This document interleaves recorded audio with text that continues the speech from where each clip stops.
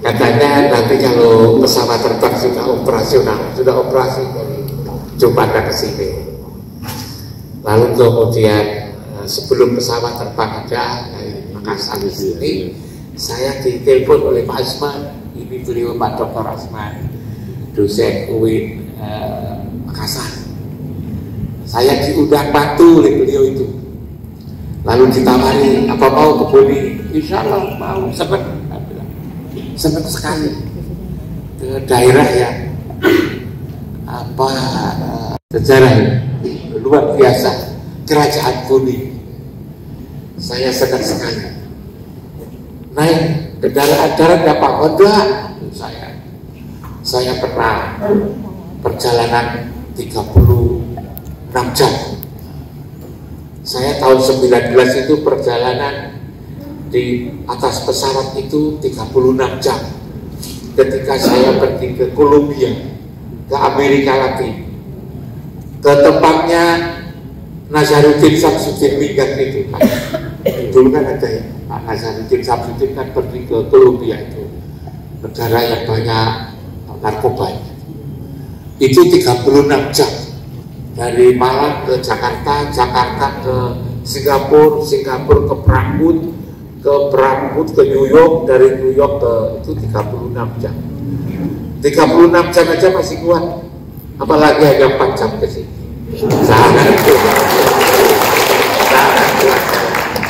Sangat kuat saya.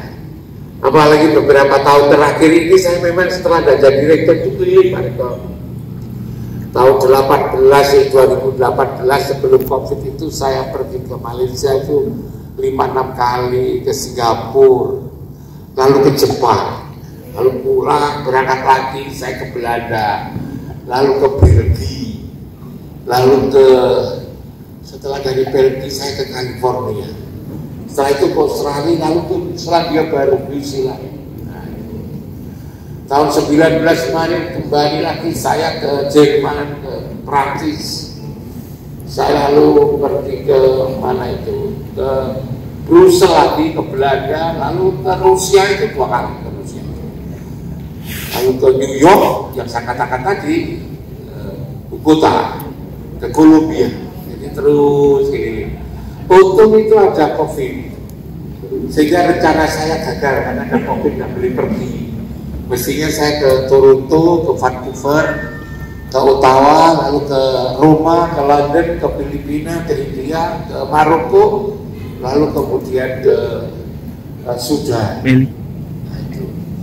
Nah setelah COVID ini baru ke Prancis, lalu kemudian ketemu Pak Mahathir ke Malaysia, lalu keliling dari Makassar ke tempat beliau itu, lalu ke Padang, lalu kemudian barusan minggu yang lalu ke Aceh.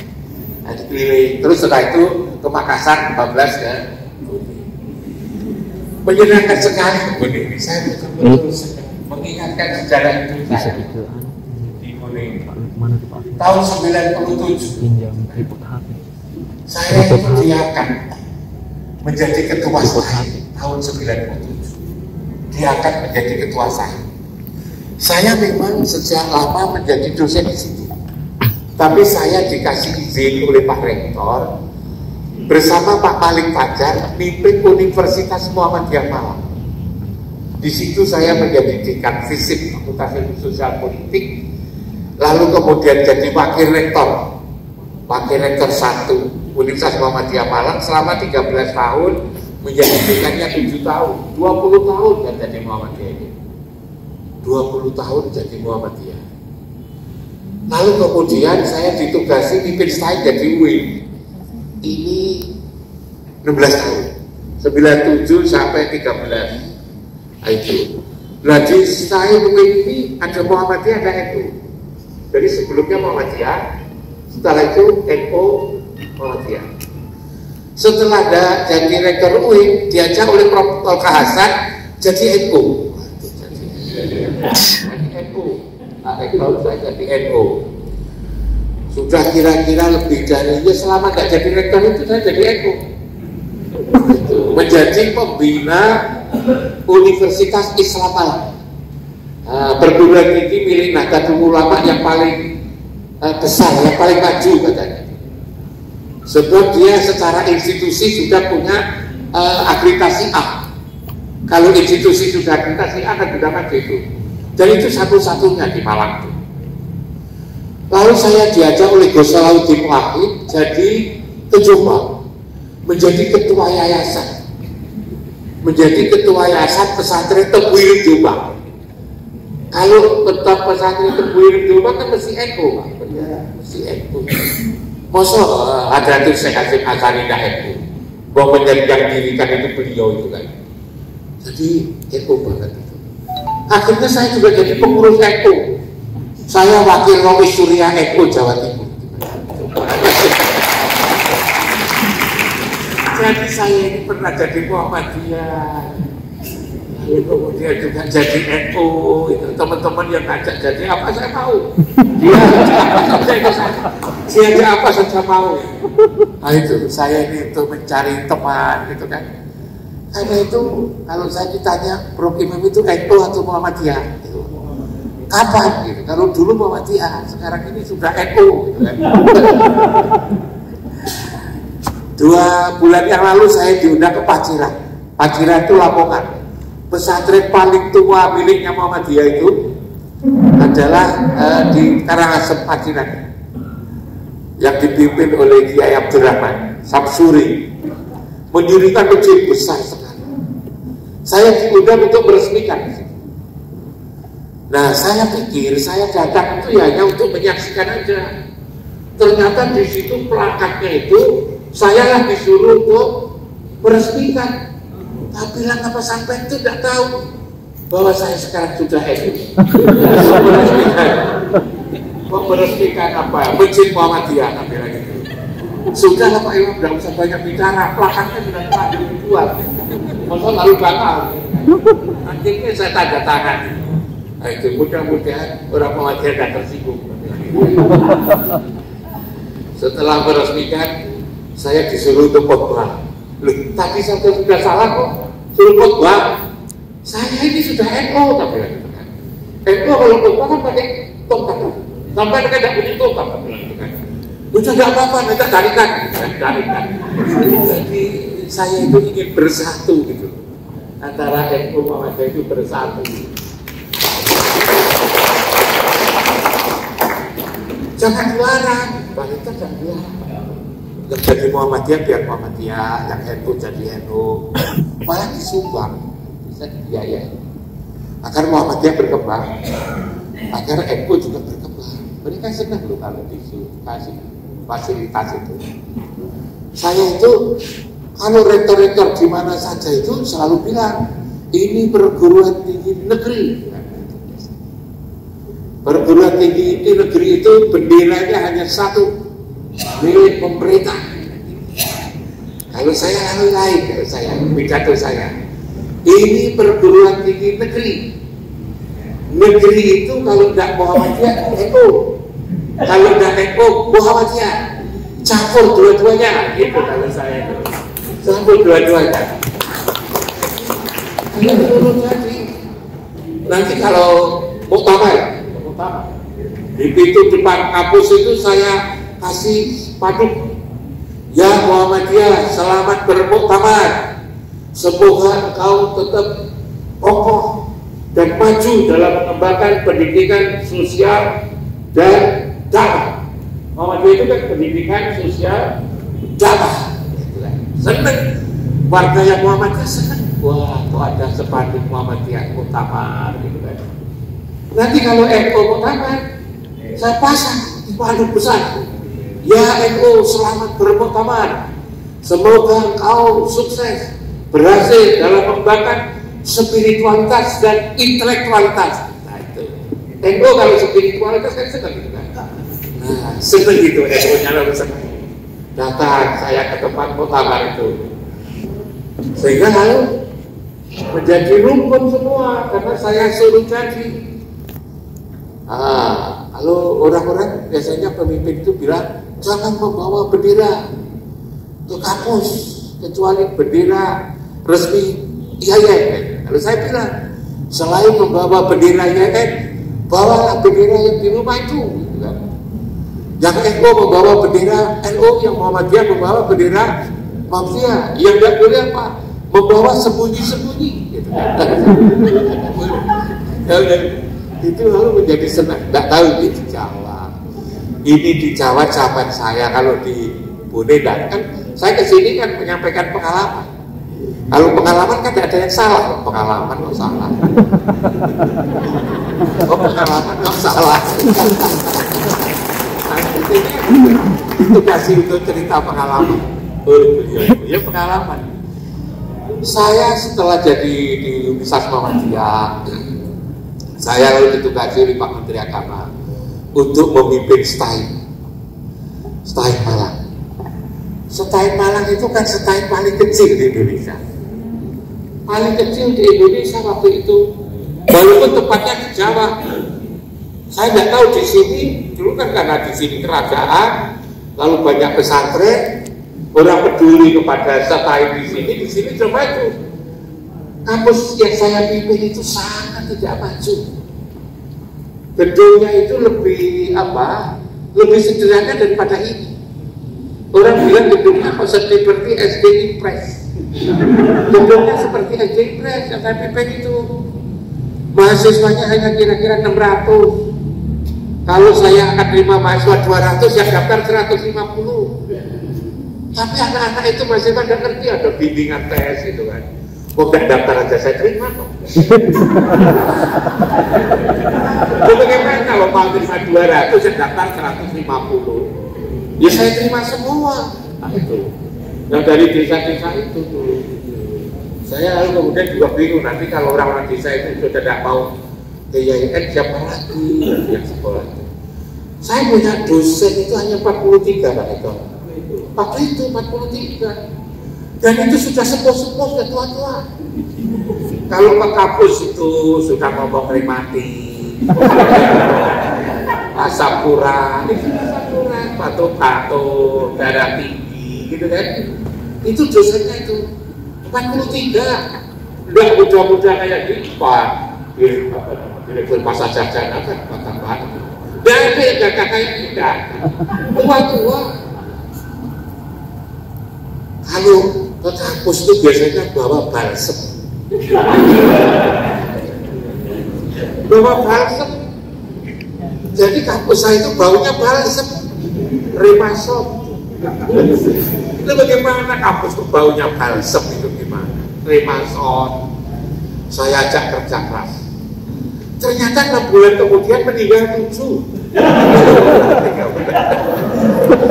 Jadi saya tiap bulan itu ya menyambut pengantar jenazah tiap bulan 7. Saya sudah diberitahu di teman-teman saya itu loh, coba sama pimpin 6 bulan meninggal 7. Nanti setahun kan 14, 2 tahun kan 24. Tahun ketiga masalah berarti kan ini memang sudah takdirnya, bukan karena saya kok. 30 tahun. Yang tua-tua itu. Nah, 36 itulah saya jadikan modal untuk saya usulkan jadi universitas. Jadi 36 ini. Kalau ini dosennya sudah berapa itu di sini? Kan lebih dari 36. 150 sudah terlambat. Untuk menjadi universitas ini sudah terlambat itu. Itu sudah terlambat. Itu sudah terlambat. Harus segera itu menjadi universitas. Hidup ini jangan menjadi orang terlambat. Harus yang ada di depan. Nah, yang mengusulkan jadi UIN pertama kali itu saya. Saya mengusulkan jadi UIN. Bagaimana kok perguruan tinggi sekecil itu mengusulkan jadi UIN? Lalu diterima oleh Pak Husni Rakib. Pak Husni Rakib waktu itu dirjennya. Begitu terima usulan dari saya, beliau telepon Jakarta. Ini STAI Malangnya kecil, udah usul dari UIN. Apa Jakarta ada usul? Ya usul, gitu kan. Akhirnya lalu ada orang dari BPPT datang ke UIN Malang. Nah, nanyakan apa? Nanyakan usulan. Anak buah saya itu senang sekali. Ada orang BPPT kok simpatik. Mau lihat usulan STAI Malang dari UIN. Nah itu, karena senang ya diberikan saja. Tahu-tahu setelah itu ternyata BPPT itu konsultannya IAIN Jakarta mau ditiru. Akhirnya usulan jadi 2. Ketika usulan jadi 2, Jakarta kan sudah jadi IAIN, malah kami istai. Nah Pak Menteri punya keputusan yang satu saja katanya, yang disetujui satu saja. Nah, kalau satu kan tidak saya malah mesti UIN Jakarta. Lah disitulah saya tidak mau itu putus asa. Pak Rektor ini tadi kan ingin menjadi yang terbaik kan? Boleh harus menjadi yang terbaik ya. Terjemah. Nah itu apa bisa? Insya Allah bisa, untuk tergantung pada kita. Kita ini kan dikasih kewenangan oleh Allah untuk mengembangkan apa saja di dunia ini kan. Loh, beliau itu kan orang boleh. Rumahnya mana Pak? Kan bukan kota, bukan desa. Orang desa saja bisa di Jakarta, kan coba orang kayak gini. Kalau itu orang desa bisa di Jakarta sana, karena boleh, apalagi mengembangkan IAIN jadi UIN boleh, pasti bisa menurut saya. Kalau belum bisa itu karena belum. Nanti saatnya itu bisa. Nanti saatnya itu bisa. Jadi itu yang saya kembangkan itu. Jadi saya, lalu kemudian setelah saya tidak disetujui, saya dengar tidak disetujui, saya pergi ke Sudan. Saya ketemu rektor-rektor Sudan.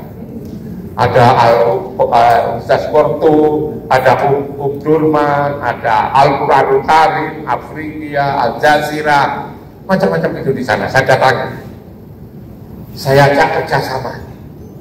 Nah, katanya rektor-rektor itu ide bagus, membuat tulisan Islam Indonesia Sudan bagus, tapi perguruan tinggi tidak punya kewenangan. Lalu gimana caranya kalau bagus begini? Kamu datang ke Menteri Pendidikan Tinggi. Nah, saya datang ke Menteri Pendidikan Tinggi. Gimana caranya? Tolong saya diantarkan ke sana.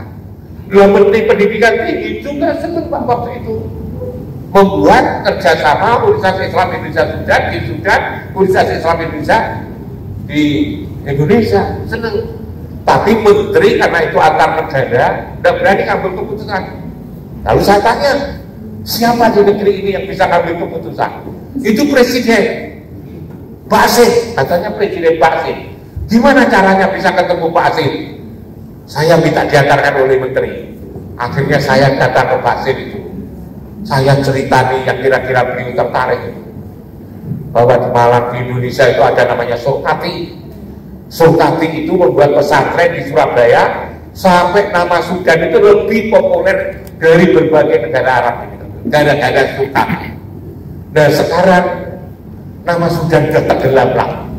Kalau Presiden berkenan kerjasama sama saya membuat usaha Islam Indonesia Sudan, maka Sudan namanya akan sangat populer lagi di Indonesia. Lalu Presiden setuju, buatlah Universitas Islam Indonesia Sudan di tempat saya.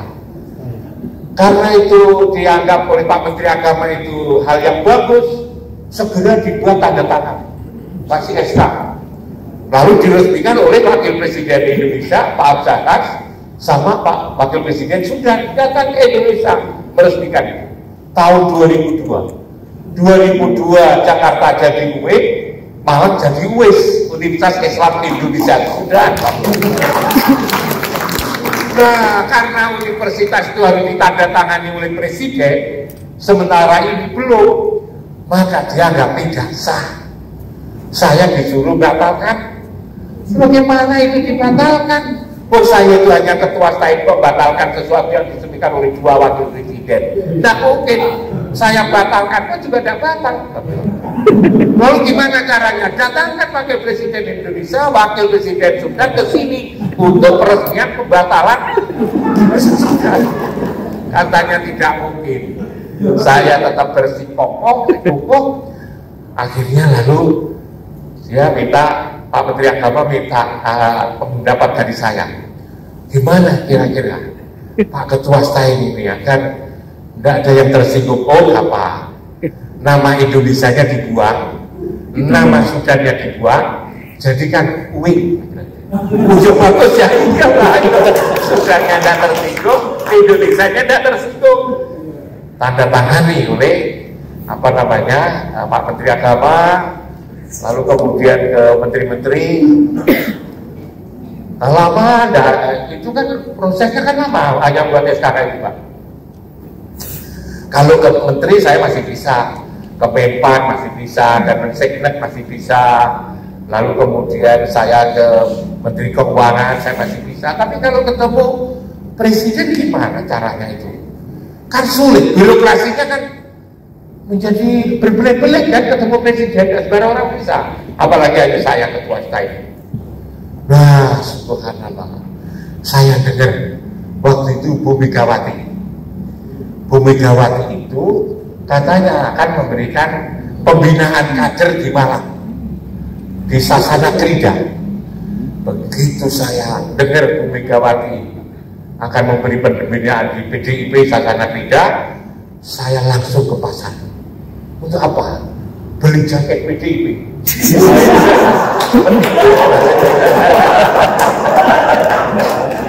Saya beli jaket PDIP. Itu sorenya sebelum acara, kan acaranya malam. Saya ngomong sama panitia dengan membawa jaket PDIP. Dikira saya sudah PDIP gitu kan. Lalu ya silakan, nanti duduk di depan Pak. Nah itu nanti kasih waktu kira-kira 5 menit, 4 menit. Oh ya, 2 menit apa-apa. Nah saya pakai baju PDIP, ada pertemuan pembinaan itu, duduk di depan sendiri.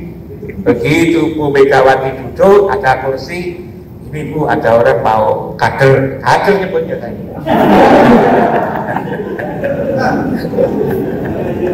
Kader saya, ada apa ini? Ini Bu, ini penting ini, tinggal tanda tangan Ibu, semua menteri sudah setuju. Apa itu? Perubahan saya jadi win. Mas Pram, maksudnya Pramono Anung kesini. Tolong ini paling lama 10 hari sudah saya tanda tangani. Kata itu kader.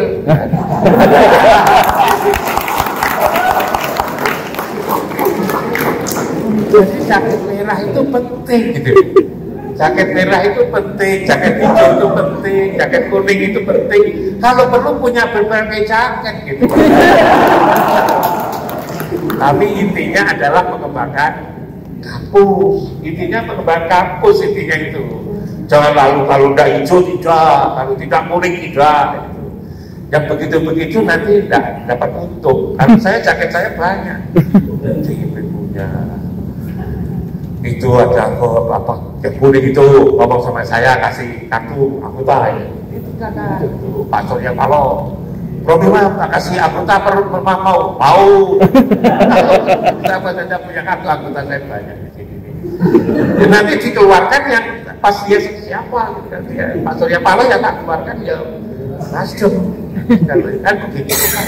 Hanya kartu disangkut saja sampai tahu kan. Nah, itu cara-cara saya. Lalu saya juga teringat Pak, saya budak-budak di sini. Saya itu tahun 97. Karena saya dari Muhammadiyah sudah lama ya, 20 tahun jadi wakil dekan itu. Kok lalu disuruh menjadi ketua STAI. Waktu itu kampus saya mahasiswanya kan sudah 23.000 Pak. Udah banyak, saya sudah kaya. Kemana-mana saya sudah bisa naik pesawat. Karena mahasiswanya banyak, pokoknya kan banyak. Mobil saya udah bagus. Masa lalu saya menjadi ketua STAI lagi gitu kan? Saya nggak tahu waktu itu. Saya dengar bahwa STAI itu anggarannya sedikit. Katanya sedikit. Nah, tapi teman-teman itu yang Eko, yang Muhammadiyah minta saya supaya menjadi ketua STAI. Akhirnya ketika pemilihan, waktu itu tidak seramai sekarang. Kalau pilihan yang penting calon itu datang, lalu menyatakan kesediaan, baru lalu dipilih. Nah, agar tidak dipilih, saya pergi waktu itu ke Surabaya, agar saya tidak dipilih. Saya pulang, ada dosennya ke rumah, memberitahu saya bahwa pemilihan ketua tadi dibatalkan. Karena dibatalkan, karena Pak Imam nggak ada. Tergantung saya, lalu apa jadinya? Pemilihannya dibatalkan, diganti penetapan. Jadi saya ditetapkan, tidak dipilih, ditetapkan menjadi ketua STAI. Karena sudah ditetapkan maka tidak bisa lalu kemudian dibatalkan katanya. Ya sudah, ketuanya ini aja. Ya, baik yang NU yang Muhammadiyah, karena saya baik dengan semua itu. Baik dengan semua. Walaupun saya di Muhammadiyah, saya dengan NU juga bagus gitu. Nah itu. Dengan NU, dengan Muhammadiyah juga bagus, sampai disuruh meresmikan masjid apa itu. Nah, akhirnya saya kumpulkan dosen yang jumlahnya 43 itu saya kumpulkan. Saya beritahu bahwa saya berterima kasih, saya bersyukur, saya dihargai. Ibu bapak sudah menetapkan saya jadi ketua STAHIN. Walaupun saya tidak ada, pemilihan dibatalkan, diganti penetapan. Saya berterima kasih, saya bilang gitu kan. Dan saya tahu kenapa memilih saya.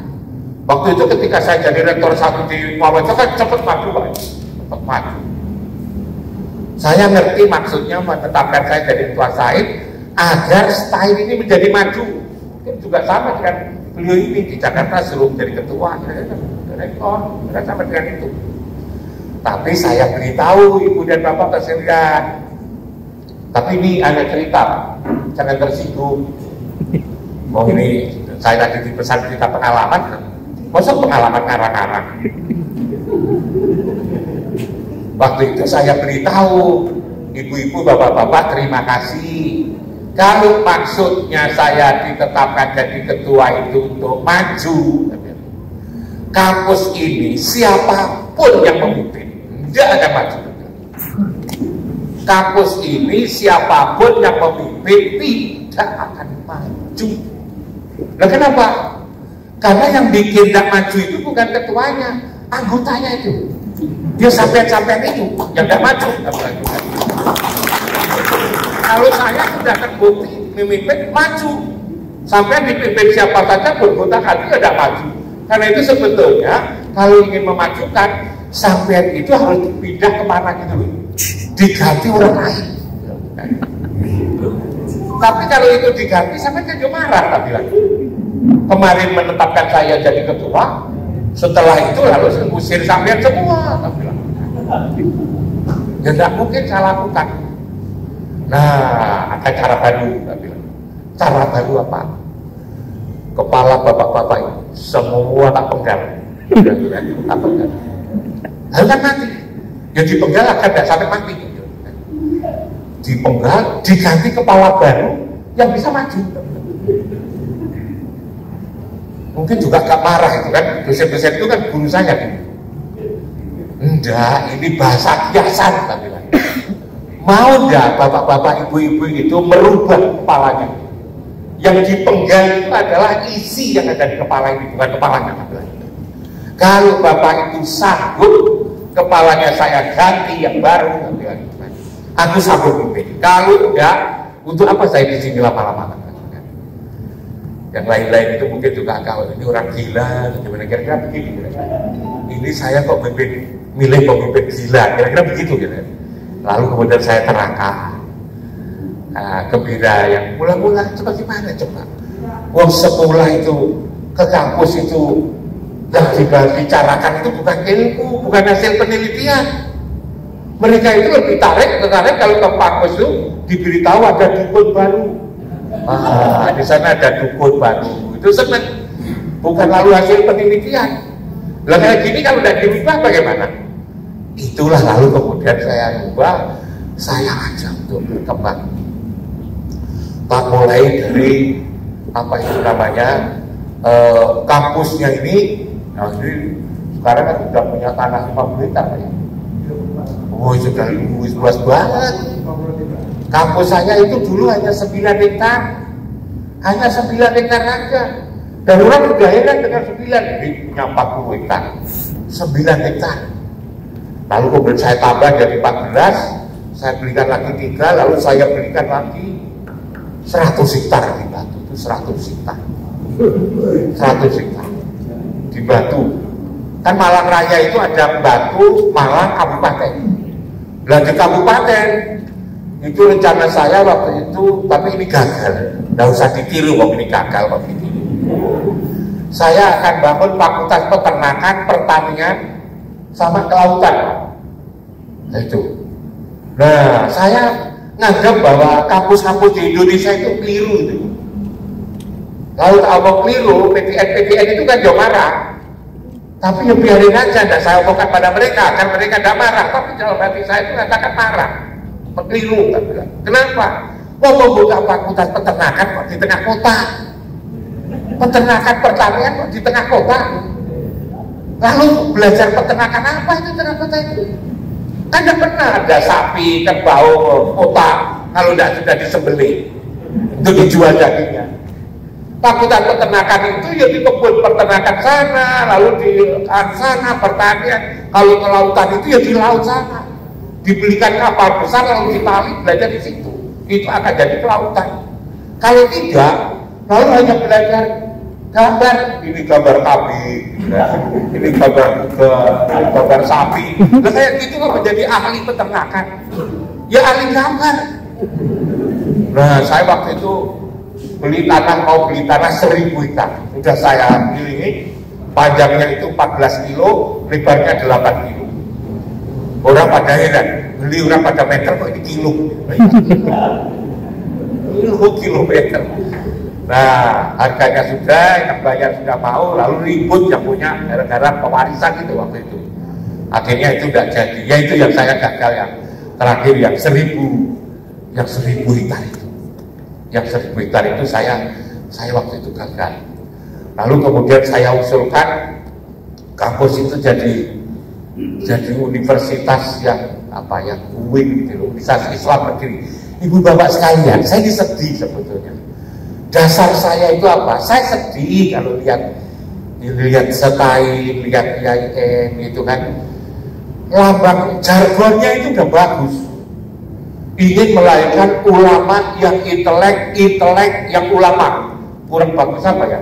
Intelek yang ulama yang intelek. Lalu saya tambah lagi, ulama yang intelek profesional yang ulama. Tapi setelah saya lihat lulusannya kok begitu, intelek kok begitu, gitu kan? Ulama kok ya begitu. Akhirnya lulusannya tidak ulama dan tidak intelek. Gitu. Saya selalu mikir waktu jadi ketua itu. Saya mikir kalau saya itu punya beras 1 kilo, gitu kan bisa saya jual harganya 10.000. Kalau itu saya masak, kan jadi 12 piring 1 kilo itu. Kalau 1 piring itu 5.000 kali 12 kan 60.000. Jadi kalau saya jual beras 10.000, kalau saya masak naik menjadi 60.000 karena sudah masak.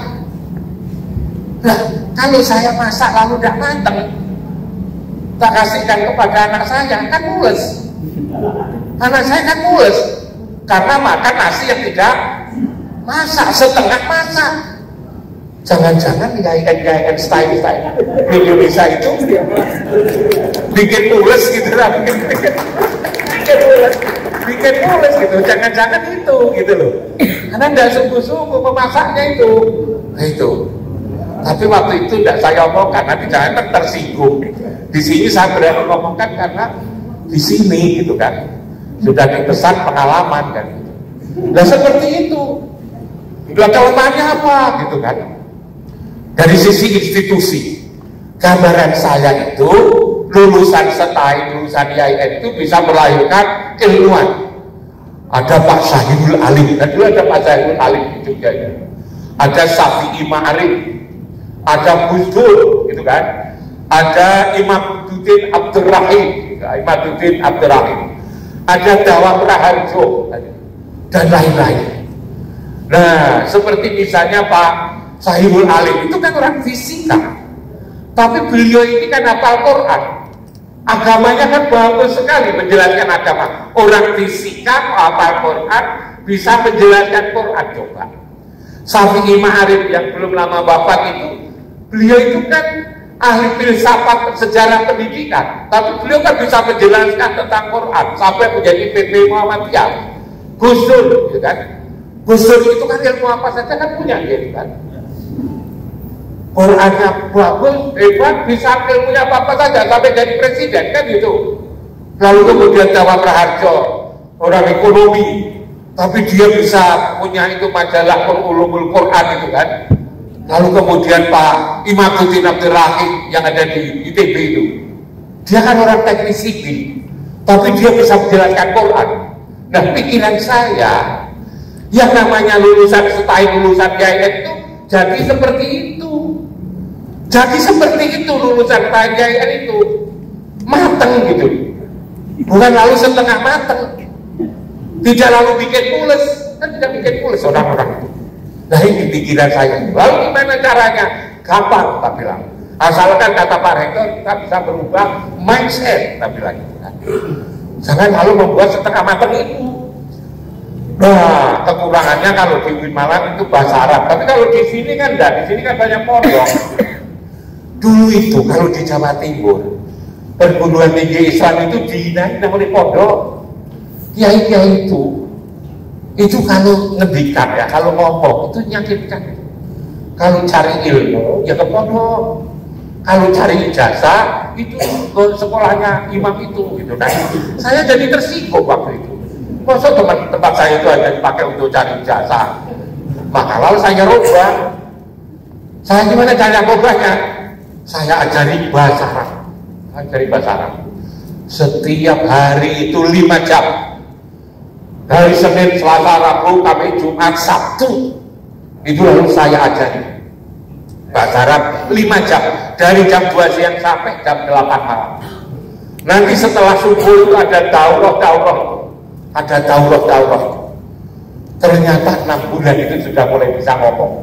1 tahun mereka itu sudah bisa ngomong. Sudah bisa nulis pakai bahasa Arab karena setiap hari 5 jam. Saya asramakan namanya Ma'had. Saya terima mahasiswanya 1.500 tapi mamin tinggal dan tempat tinggal di kampus belajar bahasa Arab. Lalu saya di demo. Ini pelajaran kok kayak gini sekolah gitu kan. Mahasiswa kan seneng kalau demo rektornya itu. Di demo. Lalu kemudian tanya saya ini berapa SKS? Ini berapa semester? Kamu salah. Salahnya apa? Kamu mengira saya ini ngerti SKS, ngerti semester, tidak ngerti. Saya itu rektor yang tidak ngerti SKS, tidak ngerti semester, ngerti saya, kamu itu tidak bisa baca Arab. Jadi hina-hinaan pondok pesantren. Ayo sekarang kalau begitu belajar. Nanti SKS, nanti kamu udah pengen berapa? Tak tanda tangan. Belajar bahasa Arab misalnya 100 SKS, tak tanda tangan. Tanda tangan kamu. Dari situ bisa berbahasa Arab. Dari jam 2 siang sampai jam 8 malam setiap hari. Saya itu kan pernah ketemu sama Profesor Zul, itu dari Jerman. Profesor Zul itu tugasnya itu adalah ngajari tentara-tentara yang mau dikirim ke negara-negara Arab. Tentara-tentara Amerika, tentara Eropa itu yang mau dikirim ke negara Arab harus belajar bahasa Arab dipimpin oleh si Profesor Zul itu 6 bulan. Kalau tentara itu sudah bisa berbahasa Arab, baru lalu kemudian dikirim oleh komandannya di jenderalnya di sana. Kalau belum nanti ditembak jadi sasaran orang. Maka lalu saya mikir, itu pemerintah Amerika dan Eropa itu kalau jadi rektor UIN, gitu kan, sebelum belajar tafsir harus belajar Arab kan itu kan.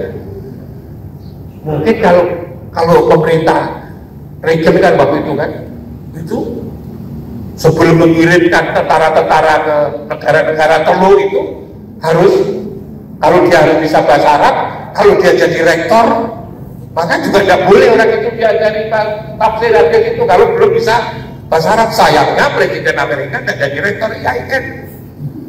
Nah, saya lakukan itu. Alhamdulillah.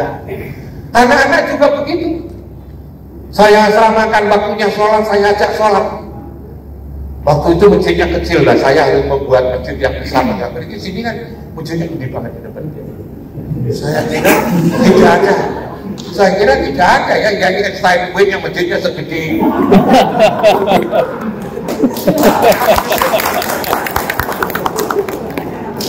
Makanya saya tadi mikir gitu, begitu saya datang sini, ini IAIN gitu kan, saya mikir tadi. Akhirnya saya membuat ini, tapi tak suruh baca. Kalau bener ya silakan Pak Rektor, kalau tidak bener ya tidak saya kirim. Saya langsung datang di sini membuat ini. Saya tadi kan Bapak nyambut, Bapak itu buat SMS. Saya bukan main-main. Saya tidak suka main-main. Tak tulis sih, yang terhormat Pak Menteri, semoga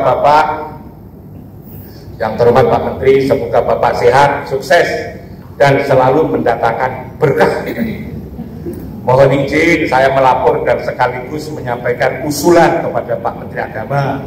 Baru saja saya diundang dan datang ke IAIN UNI, memperhatikan bahwa UNI memiliki sejarah besar dengan kerajaan UNI, ditambah lagi banyak tokoh nasional kelahiran UNI, maka sangat strategis bila mana Pak Menteri Agama berkenan menjadikan IAIN UNI sebagai bukti sejarah atau kenangan-kenangan Pak Menteri Agama memajukan PTKIN yang selalu dikenang dan diingat secara nyata dan jelas. Nah, bila kita semoga Pak Menteri Agama dan Ibu senantiasa dikasihi dan disayang oleh Allah. Nah, SMS ini kalau Boni ini dikasih uang 1 triliun saja, itu saya kira sudah besar sekali. Kalau Pak Menteri membuat keputusan mengeluarkan uang 1 triliun, gitu kan, untuk menandingi masjid yang di depan itu. Nanti saya bilang, masjidnya sudah jadi.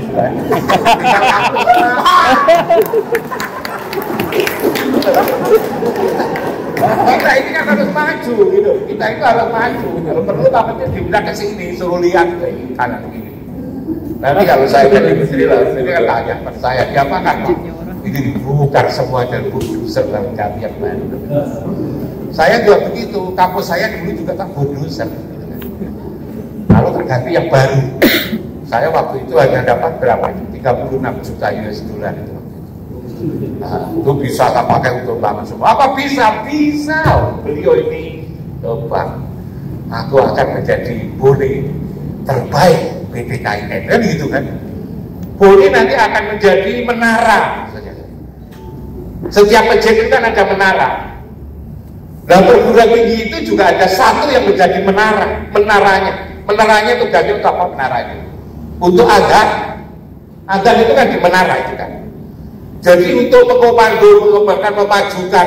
memajukan PTKIN di Indonesia itu Boni ini maksud saya kan. Apa mungkin? Ya insya Allah mungkin, kalau saya yakin mungkin. Berdasarkan pengalaman saya. Stain Malang itu kan stain yang paling kecil. Yang dosennya 43, yang muridnya 600, yang karyawannya 15. Kok lalu kemudian orang setelah itu ngomong apa itu namanya? Kampus besar di Indonesia itu Jakarta, Jogja, sama Malang kan itu dulu. Malang, Jakarta, Jogja, dari perguruan tinggi yang paling jelek, yang paling rendah, bisa tempatnya di Malang lagi. Kok Malang itu cabangnya Surabaya, Surabaya itu cabangnya Jogja, cucunya Jogja, coba. Cucu. Kalau disuruh mimpin ya Jakarta, Jogja atau Boni, kalau saya pilih Boni, Pak. Kalau saya pilih Boni, jelas orangnya itu jelas bisa diamati satu-satu. Coba kalau Jakarta, Jogja, dosennya sudah ribuan, gimana ngamatinya? Kamu ini tebul, ternyata bukan dosen gini kan gitu. Kalau ini kan jelas, orangnya kan jelas. Memimpin itu paling gampang kalau orangnya jelas, gitu kan. Memimpin itu gampang itu kalau orangnya jelas kayak begini ini. Nah, itu yang saya lakukan itu, apa itu namanya, ketika membangun kampus itu. Dulu mahasiswanya juga sedikit sekali, 600-an. 600 itu ya dari sekitar Malang, Ponor apa itu namanya, Pesuruan, dari Lumajang, dari Kediri, dari Trenggalek. Ada mahasiswa dari Madura itu dikira sebagai orang asing. Padahal Madura itu kan sebelah utaranya Surabaya itu aja dikira orang asing itu. Oh itu. Nah, tapi setelah sekian lama itu saya pamerkan. Setahun Malang saya rubah menjadi UIN. Saya nggak mau jadi YN. Saya nggak mau saya YN. Untuk apa YN? Oh YN juga kepingin jadi UIN kok. Saya disuruh mampir di situ. Saya nggak mau mampir. Tiba sama. Habis-habis umur langsung saja jadi UIN. Orang pada heran, mosok setahun jadi UIN. Gimana logikanya Pak Imam? Sama. Universitas Brawijaya, Universitas Erlangga, Universitas Diponegoro, Gajah Mada, UI itu dulu tidak dimulai dari sekolah tinggi, dan dimulai dari sekolah tinggi. Begitu berdiri langsung Brawijaya, tidak ada sekolah tinggi Brawijaya, tidak ada. Lalu kemudian Institut Brawijaya, tidak ada. Begitu berdiri langsung Brawijaya kok.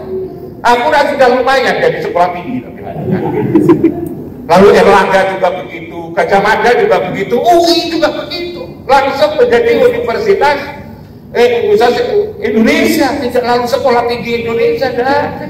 Institut Indonesia tidak ada, langsung. Mereka langsung jadi UIN kok, jadi universitas kok. Universitas itu definisinya minimal itu kan ada 5 program studi. 5 itu yang 3 eksakta, yang 2 sosial, kan itu saja. Kalau di sini ini sudah punya 3 eksakta, 2 sosial, namanya universitas. Kan begitu, kan mudah sekali. Nah ini saya katakan seperti itu di tempat saya itu.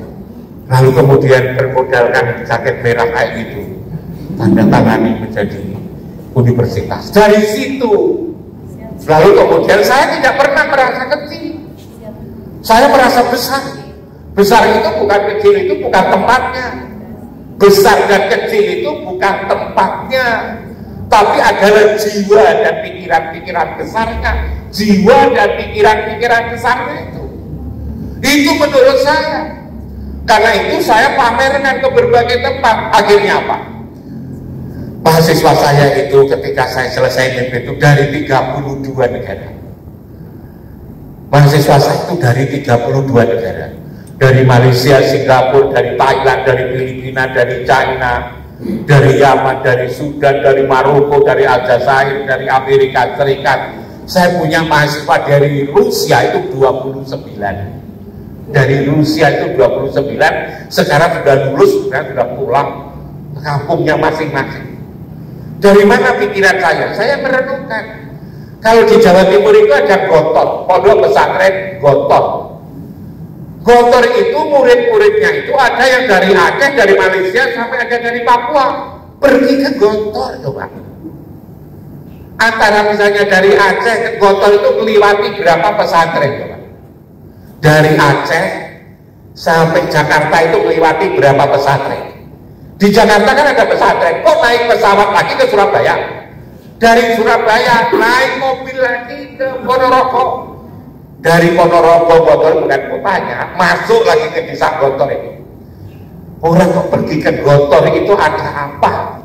Karena itu sebetulnya bukan itu tempatnya, tapi di situ ada kan orang pikiran-pikiran besar dan jiwa besar.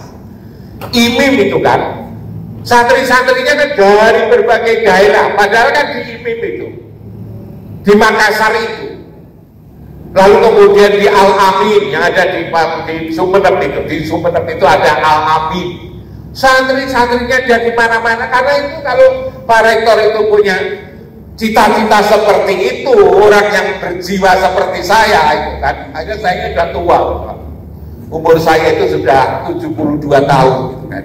Makanya saya duduk di situ sudah males itu duduknya dari sini saja. Itu sudah 72 tahun.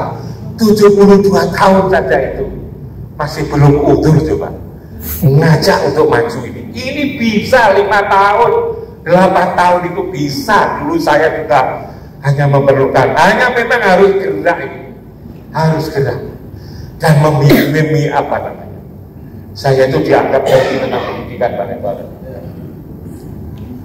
Saya memang pernah keliling kemana-mana, negara-negara Amerika, negara Eropa, negara-negara Timur Tengah, Australia, sampai Amerika lagi. Tapi kalau saya ditanya, Mendidik itu yang paling hebat di mana? Tak beritahu, mendidik itu yang paling hebat itu adalah di rumah kita masing-masing. Kok di rumah masing-masing? Di rumah masing-masing. Yang ditiru siapa? Nah, yang ditiru siapa? Niru ayam itu kan. Jadi kalau kita itu mau meniru ayam, itu pendidikan kita akan jadi maju. Ayam yang mana? Ayam itu kalau mau beranak kan membuat sangkap itu kan, Pak Direktur. Membuat sangkap. Kalau sangkapnya sudah siap, Senin telur, Selasa telur, Rabu telur, Kamis telur. Nanti kalau sudah 12, mulailah mengerap. Senin ngerap, Selasa ngerap, Rabu ngerap, sampai netas semua ngerap. Disiplin banget. Setelah netas, lalu kemudian anak-anaknya diajak bagaimana cara cari makan, cara menghidangkan dari elang, kan gitu. Itu ayam. Coba ayam itu nakal seperti kita. Senin ngerap, Selasa ngerap, Rabu cari jago baru, Kamis ngerap, Jumat libur. Telurnya itu udah netas. Dan kalau telur itu tidak netas, maka lalu dimasak tidak enak, dijual juga tidak laku. Satu-satu kegunaan telur busuk itu hanya untuk demo. Namanya Al-Qur'an katanya. Nah itu kan gitu. Jadi ayam itu tidak niru kita. Seharusnya kita niru ayam. Kita kadang-kadang ke kampus itu kan hanya lihat jadwal. Aku tidak ada jadwal. Kok ayam itu tidak punya jadwal juga kenapa? Makanya lalu kemudian saya ajak dosen-dosen saya itu. Dosen-dosen itu kadang-kadang terlalu formal kampus saya. Kalau di sini saya kira tidak. Dari Malang itu kan banyak yang perguruan tinggi banyak lagi nulari. Kalau ada berpenyakit kalau nulari. Kalau di sini kan tidak. Ini kan sedikit. Sana itu nulari. Kalau tidak ada jadwal itu lalu kemudian tidak masuk. Dosen itu kan ini buat aja logika seperti dibenarkan itu. Padahal tidak benar. Logika padahal tidak benar. Kadang-kadang yang namanya definisi ngajar itu, Pak Rektor, kalau di Malang itu ada mahasiswa, ada dosen, kebetulan ketemu sama saya. Mau ke mana ini? Mau beri kuliah Pak? Loh, kok bawa buku banyak? Apa belum dibaca tadi? Dikira itu bawa buku banyak itu bener gitu. Kok lalu ditanya apa belum dibaca kok bukunya dibawa dan itu. Oh saya ini salah ya bilang itu. Nah besoknya itu ketemu lagi saya di kampus. Saya kan keliling ke kampus. Mau kemana? Mau ngajar Pak? Kok tidak bawa apa-apa? Jangan-jangan yang diajarkan seingatnya. Kemarin sih bawa salah. Ini pas tidak bawa saya juga salah. Ini yang benar itu gimana gitu kan? Yang benar itu kamu mikir. Oh mikir, iya mikir. Dosen itu sering ngajak orang berpikir, mengasah otak dan mengasah hati, mengasah otak dan hati. Ini penting untuk saat itu. Jangan otaknya, tapi yang punya otak. Beda loh. Antara ngajari otak dengan ngajari yang punya otak itu hati ini. Ini di Indonesia itu banyak keliru. Mudah-mudahan di Bone ini sesepuh-sesepuh beliau-beliau ini bisa merumuskan. Nah, di sini ada pendidikan pesantren yang begitu banyak yang maju-maju. Kemarin itu ada dari Pataeng, saya ketemu kepala departemen agama Pataeng di pintu masuk Bone ini. Katanya anaknya di pesantren sini, di pesantren sini. Ini memang sudah menjadi tempat tujuan. Ini sudah ngerti, dia juga cerita. Kenapa dari sekolah formal? Nah itu dia cerita. Lalu kemudian tak beritahu, memang benar sampean itu. Lalu di pesantren itu lebih diarahkan kepada pendidikan hati. Jangan dikira hati itu keliru. Inti manusia itu yang ada di dalam hati ini. Tak bilang. Hati itulah yang tugasnya untuk mendengar, menggunakan alat yang namanya telinga. Hati inilah yang tugasnya untuk melihat dengan menggunakan alat yang namanya mata. Hati inilah yang tugasnya adalah untuk ngomong. Jadi yang ngomong itu bukan mulut saya, tapi hati saya sebetulnya itu. Hati inilah yang mikir dengan menggunakan apa yang namanya otak. Jadi telinga, mata, mulut, tangan, otak itu sebetulnya adalah alat. Alatnya apa? Alatnya yang punya. Nah, di perguruan tinggi kita ini, kalau bisa memajukan, paling tidak majukan, tapi jangan melupakan hati. Ini menurut saya luar biasa, menjadikan bumi sebagai tempat apa menara bahkan bumi sebagai menara bahkan. Menurut saya itu, ini yang saya rasakan. Pendidikan di Indonesia itu kan itu keliru. Hanya yang diomongin keliru mereka tersinggung. Gimana dikelirukan tapi tidak tersinggung gitu. Coba, saya itu sering dialog dengan dinas pendidikan di Kota Malang, di Surabaya saya dialog. Pendidikan sampean itu orientasinya apa? Katanya untuk mendidik akhlak. Kalau akhlak itu kan jujur, tak bilang. Iya jujur. Sampai percaya bahwa pendidikan yang sampean kelola itu bisa membuat orang jujur. Ya sebisa-bisa gitu. Dia ngomongnya tidak yakin bisa, tapi sebisa-bisa. Loh. Saya ngomong, kalau sampai setuju, kalau tidak, ya tidak disetujui, sampai tidak apa-apa, tidak setuju sama saya. Kalau pendidikan yang sekarang berjalan ini bisa membuat orang jujur, maka yang paling jujur itu kan S3. Yang paling jujur itu kan S3. Tapi ternyata yang jujur kan bukan S3, tapi TK. Anak TK itu kalau ditanya anak-anak berapa sangumu yang ada di saku ini gitu kan. Siapa yang 5.000? Saya Bu Guru gitu kan. Yang katakan 5.000 itu di dalamnya ya 5.000. Siapa yang 10.000? Saya Bu Guru. Di dalamnya 10.000. Tapi kalau S2 itu belum tentu. S3 itu juga belum tentu. Berarti juga tidak, belum tentu. Belum tentu. Jadi kalau begitu sebetulnya saya tanya anak TK sama SD itu nakal mana? Katanya nakal SD. Dibanding SMP, ya nakal SMP. Dibanding SMA, ya SMA. Dibanding S1, pokoknya jangan S3 karena saya S3 gitu kan. Jadi makin tinggi itu makin nakal tuh Pak. Dulu ketika masih ada ujian nasional, saya itu kan kasihan. Anak SD, SMP, SMA, kalau ujian itu kan ditata sedemikian rupa, jaraknya harus jauh, kan begitu. Harus diawasi 2 orang, 3 orang. Buku-buku tidak boleh dibawa ke dalam kelas, tidak boleh. Nanti dikira jangan-jangan nyontek kan begitu. Perkaranya itu diatur, kepala sekolahnya jadi percaya membawa soal. Dititipkan kantor polisi soal-soal coba. Oh kepala sekolah kok sudah tidak dipercaya. Kok ya tidak tersinggung gitu kepala sekolah itu. Kita dari pikir yang butuh kantor politik kan kantor polisi soal-soal itu. Nah perkaranya apa? Perkara nyontek. Kalau nyontek itu berapa baris? Paling-paling kan 1-2 baris kan? Nyontek itu 1 baris 2 baris, bahkan 1 kata 2 kata. Itu kalau SD, SMP, SMA. Kalau S2, S3 pada nyontek, tidak. Tapi copy paste. Nah itu kan. Jadi lebih parah gitu kita ini. Kenapa? Karena yang dididik otaknya. Yang dididik itu adalah otaknya. Mestinya yang dididik itu adalah yang punya otak sebetulnya.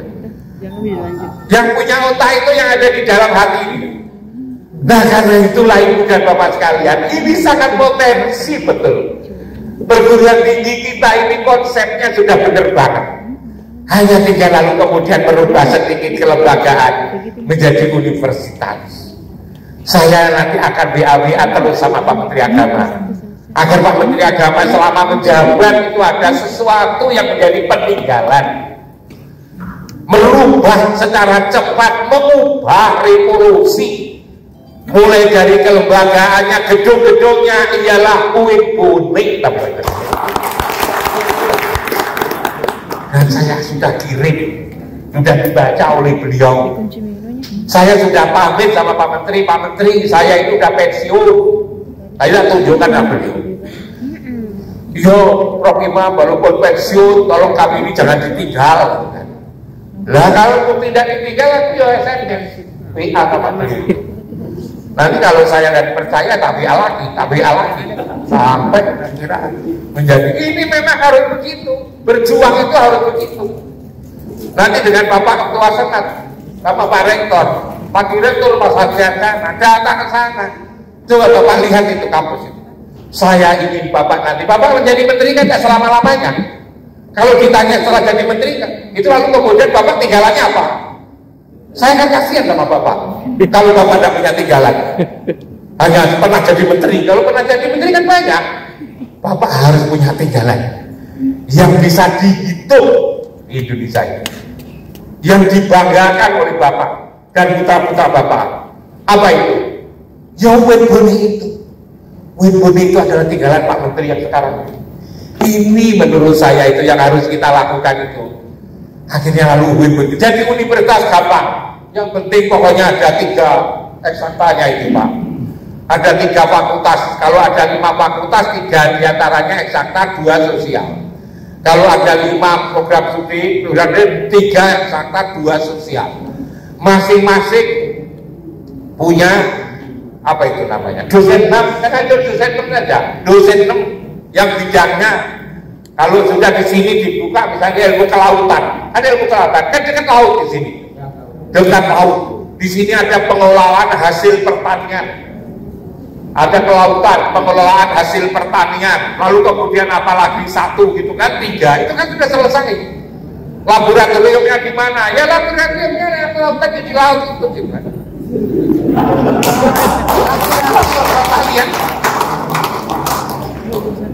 Kampusnya masih kecil, itu kan yang ada atapnya. Kami kan juga punya kampus yang tidak punya atap. Atapnya langit, lantainya bumi.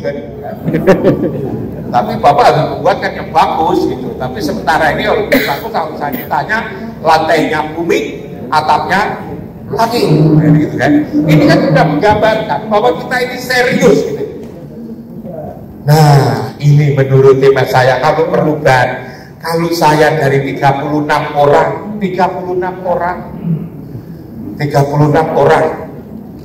itu aja bisa menjadi UIN. Dan saya selalu memikirkan Pak, saya ini tidak saja UIN Malang yang saya pikirkan, itu di Manado itu. Di Manado itu Islam kan hanya 31%, Kristennya kan 69%. Itu saya datangi Gubernur Sinyo Arif Saroja agar saya senang, saya telepon dulu Pak Sinyo, saya kepingin belajar sama sampean Pak Gubernur. Tentang apa? Ya tentang sampean memimpin umatnya Majemuk ini. Saya datang ke sana. Lalu kemudian beliau saya undang ke Malang, tak suruh ceramah. Begitu selesai ceramah, lalu kemudian saya suruh ceramahnya itu untuk nulis. Setelah ditulis, saya suruh untuk pidato di sini. Lalu saya kasih gelar doktor honoris causa. Tapi saya kasih gelar doktor honoris causa. Coba, kalau orang pada masih dialog begitu kan, saya memberi. Dan dengan saya beri itu lalu kemudian beliau nanyakan, saya kan juga harus memberi, Pak Imam. Masa sampai yang memberi saya? Aduh, apalagi saya Kristen, sampai Islam. Kristen kok diberi perguruan tinggi, dikasih gelar doktor honoris causa yang Islam. Ya sampai berilah, tapi tidak usah beri saya, beri sana. Itu kasihan itu, yang namanya setai Manado itu sama beri. Jangan di pojok kayak gitu, sama berikan tanah yang agak luas, yang kelihatan. Berapa hektar ya Pak Imam? Ya jangan kurang dari 25 hektar, kalau luas, ya biar kelihatan. Kan? Kalau sempit kan tidak kelihatan. Akhirnya lalu kemudian diberi oleh Pak Gubernur. Tak beri Pak Imam 25 hektar, tapi saya cicil setiap tahun 2 hektar. Silakan. Lalu diberi apa lagi? Tapi tahu bahwa orang depan agama sana itu malas pikir. Loh, malas pikir gimana? Memberi anggaran itu hanya berdasarkan jumlah murid. Kalau muridnya banyak, anggarannya banyak. Kalau kecil, muridnya anggarannya kecil. Nah, Manado itu kan tidak akan pernah dapat anggaran besar, kalau muridnya masih sedikit. Lalu gimana caranya? Coba sampai kasih aja anggaran dari Pemda, dari Pemprov. Akhirnya dikasih setiap tahun 4,5 miliar itu. Itu di sana itu. Lalu apalagi Pak Imam? Coba MUI itu kan kasihan. Mereka sudah minoritas, tidak punya anggaran, bilang gitu. Dikasih berapa loh? Memberi anggaran memberi anggaran kalau masih tanya, sudah ada rumusnya. Rumusnya Bapak Imam, makin banyak makin baik, tak bilang gitu. Akhirnya setiap tahun dikasih anggaran 500 juta, MUI itu di Manado bertanya gitu.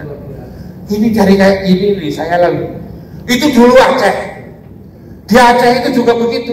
Untuk menjadi UIN itu susah. Lalu kemudian Farid Pajedi rektornya itu angkat tangan, saya angkat tangan Mas Imam.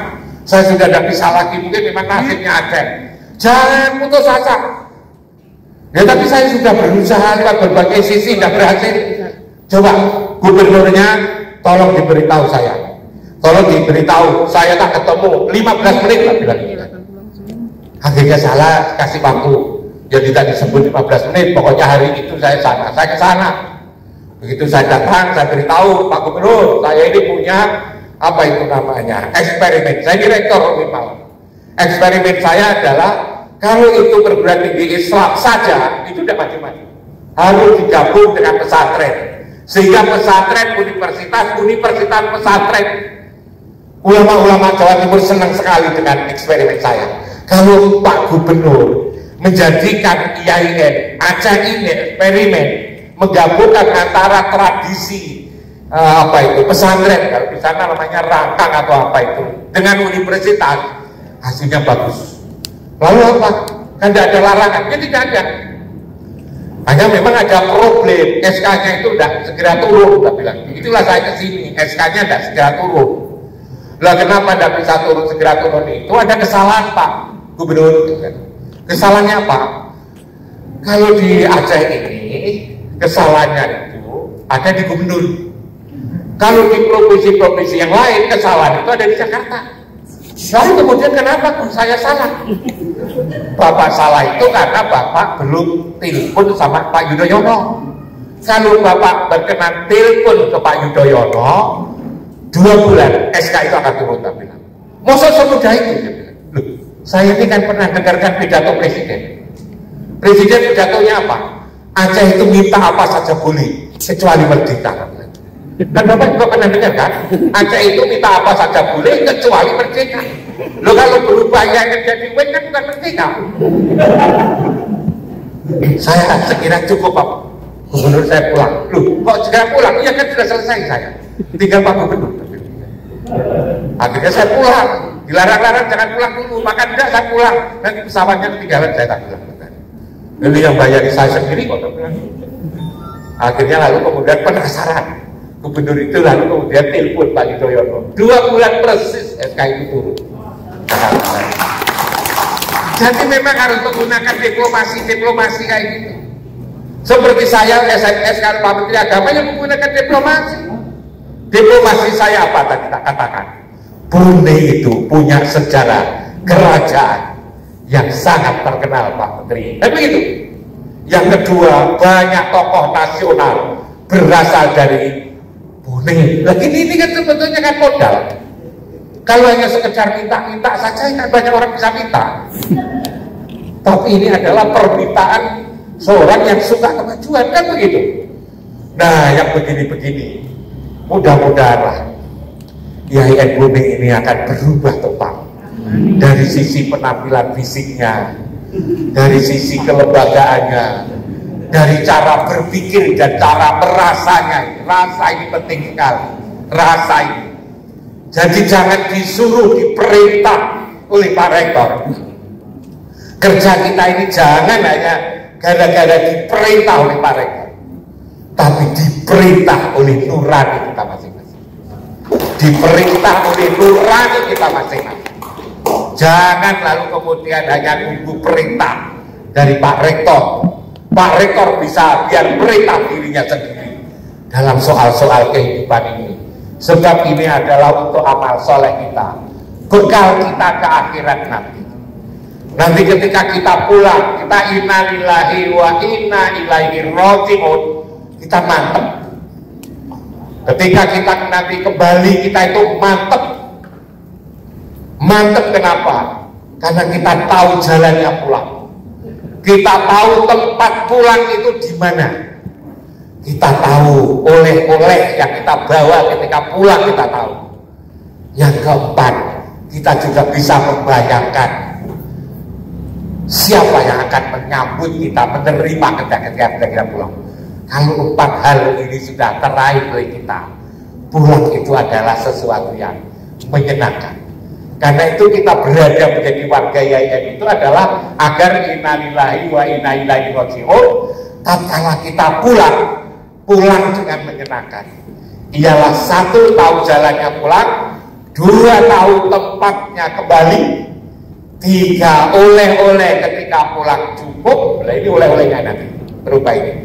Yang keempat, siapa yang akan menerima kita ketika kita pulang nanti.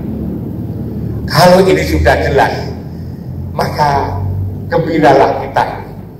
Kita nanti akan disapa oleh Allah dengan sapaan yang indah. Kalau ini bisa kita laksanakan, ialah ya ayyatuhan nafsul mutmainnah irji'i ila rabbiki radiyatan mardiyah wadkhuli fi ibadi wadkhuli jannati. Kita disapa, diterima oleh Allah karena kita telah berbuat terbaik untuk lembaga pendidikan Islam ini. Tapi kalau kita hanya setengah-setengah, di samping membuat perut mulus tadi, maka lalu kemudian Allah tidak mau menerima kita. Kalau kita baca surat As-Sajdah ayat 11 itu, kul yatawaffakum malakul maut alladzi wukila bikum summa ila rabbikum turja'un. Mudah-mudahan tidak ada yang seperti itu kita warga Uin Buni ini. Semua disapa oleh Allah dengan sapaan yang begitu indah. Seringkali orang sederhana yang dimaksud pulang itu yang harus kita pikirkan itu siapa? Kalau dari sisi tubuhnya, kalau dari sisi jasadnya, tidak perlu dipikir sebetulnya.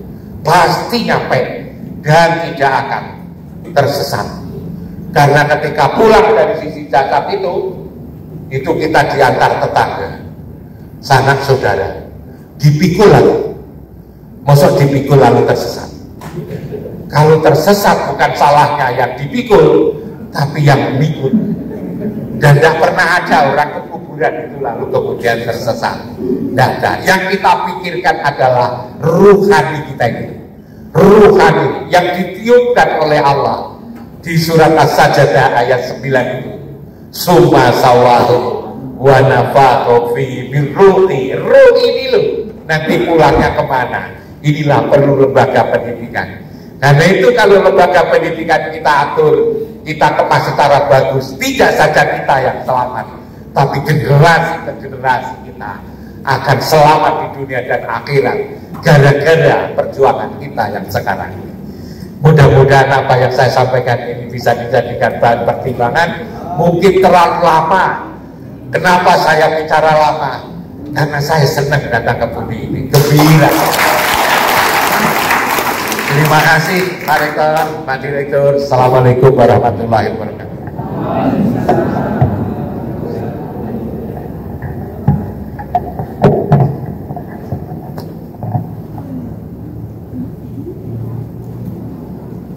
Baik, demikian tadi yang disampaikan oleh narasumber Pak Profesor Dr. Haji Imam Syifrawi WMA. Sungguh luar biasa ini motivasi untuk kita semua. Karena itu kita masih memiliki waktu sekitar 15 menit sampai dulu ya. Untuk kesempatan pertama saya persilahkan 3 orang. Ya, yang pertama Ibu Dr. Syarifah Syuhra, Dekan Fakultas Suluh dan Dakwah. Kemudian siapa lagi? Yang kedua Bapak Dr. Safarudin, dosen Fakultas Ekonomi dan Bisnis Islam, dan yang ketiga Bapak Ketua Lembaga Bimbingan Guru, Bapak Dr. Hamdulillah Asir MAG. Saya persilakan Ibu Dr. Syarifah. Terima kasih Pak Prof. Assalamualaikum warahmatullahi wabarakatuh. Izin Prof. Imam untuk bertanya lebih jauh terkait materi tadi yang disampaikan, karena saya merasa haus akan ilmu ini. Baru seolah-olah ibarat saya mau masuk dalam sebuah bangunan luas, saya masih ada di pintu. Pak Prof sudah menutup pintunya. Jadi mohon kiranya dibukakan pintu itu, karena kami masih ingin sekali masuk mendalami tentang ilmu yang disampaikan Pak Prof tadi ini. Jadi yang pertama itu adalah tentang spiritualitas beragama. Karena terus terang saat ini kan banyak sekali godaan pangkat, jabatan, kedudukan, kemewahan, penghargaan, penghormatan. Semua itu bisa mengikis nilai-nilai spiritualitas. Nah, bagaimana kemudian kembali mengokohkan nilai-nilai spiritualitas ini kaitannya dengan 4 pesan Prof itu tadi yang sangat mendalam di kalbu. Ya, yang pertama itu tadi, dari mana kita berada dan berasal, kita mau kemana, oleh-oleh apa yang akan kita bawa, dan di mana tujuan kita untuk kembali. Bisakah Allah menerima kita disapa dengan sapaan indah itu tadi? Ya Tuhan nafsul mutmainnah, irji'i ila rabbika radiyatan mardiyah, fadkhuli fi ibadi wadkhuli jannati. Lalu kemudian pertanyaan saya yang kedua Prof itu adalah tentang ruh. Ya, bagaimana sesungguhnya eksistensi ruh ini? Mohonlah kiranya penjelasan Prof. Terima kasih. Assalamualaikum warahmatullahi wabarakatuh. Pak Dr. Sabanudin MSc. Terima kasih banyak. Assalamualaikum warahmatullahi wabarakatuh. Apa yang disampaikan oleh Prof. Imam tadi sangat menarik sekali. Titik sentralnya dari filosofi ayat tadi intinya adalah kedisiplinan. Bapak Prof. Imam memiliki kan satu konsep yang namanya bohong ilmu. Antara bohong ilmu dan ada jaring laba-labanya yang digagas oleh Prof. Abdullah, integritas dan interkoneksitas. Nah, sekarang untuk mengadopsi digitalisasi sudah berkembang menjadi multidisipliner, interdisipliner, dan transdisipliner. Terus terang saya tertarik di filosofi ayatnya itu. Hanya saja kalau dikaitkan dengan era sekarang sudah masuk metaverse, kira-kira mencantumnya itu di mana, Bro? Karena sudah zaman digitalisasi. Makasih. Assalamualaikum warahmatullahi wabarakatuh. Yang terakhir Bapak Dr. Abdullah.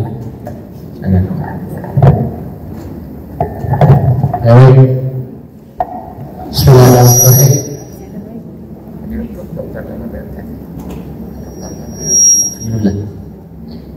Dua saja. Bismillahirrahmanirrahim. Assalamualaikum warahmatullahi wabarakatuh. Masih masuk saat itu. Yang menarik kali ini karena Bapak Profesor Imam Supriyono ngomong tentang pengalaman, dan pengalaman adalah guru terbaik. Sehingga saya pikir saya tidak bertanya dan menanyakan sejumlah teori yang di akhir itu. Tapi saya berangkat dari awal. Yang pertama saya tangkap adalah persatuan adalah kekuatan yang cukup kuat untuk berkarya. Yang saya maksud persatuan tadi, Bapak tidak melihat bendera, bahkan mempersilahkan bendera itu dibawa ke kampus. Ini yang luar biasa, Pak. Ini yang jarang ditemui di mana-mana. Tapi Pak Rektor sudah lakukan. Di samping Bapak itu pimpinan daerah Muhammadiyah yang moderator. Yang ngomong pertama tadi itu Ketua Fatayat Moni. Ketua Senat mantan pimpinan daerah NU. Di samping saya Ketua PDM pimpinan daerah Muhammadiyah Moni. Di samping saya. Yang bicara kader Muhammadiyah. Yang diberi amanah oleh Pak Rektor menjadi Ketua Lembaga Penjaminan Mutu.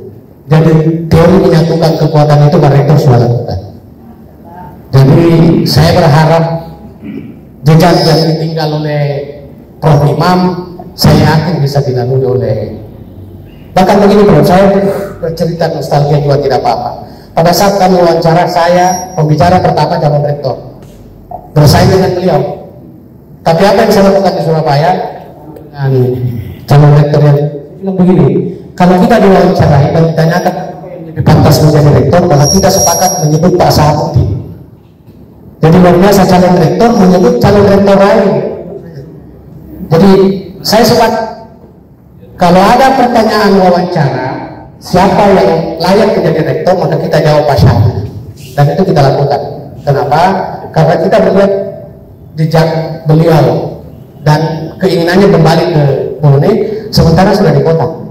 Kalau saya tak mau kembali lagi, Prof, sudah enak di Jakarta, untuk apa kembali di Bone? Bikin pusing. Tapi beliau betul ke Bone. Itu pengalaman bersama dengan beliau.